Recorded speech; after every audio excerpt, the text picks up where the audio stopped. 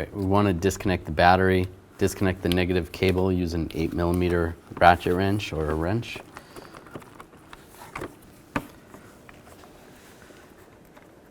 And slide that out of the way. All right, now to replace the plug wire, just grab the top of the wire, pull it down, and then at the spark plug, you can try twisting this first. See if you can loosen it up. Try to pull it. Try not to bend the aluminum too much, but if you're struggling to get it off, you might have to a little bit. There you go. Hold that one out. You can take a little dielectric grease or some silicone lubricant. Just put this in the end right here.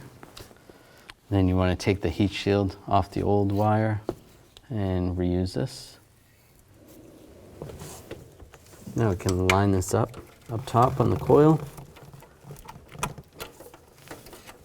And then line it up with the plug.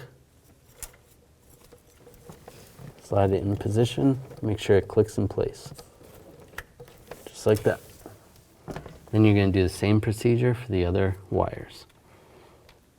Now we can hook up the battery, line it up, get it started, and snug it up. Just make sure it's not loose. That's good.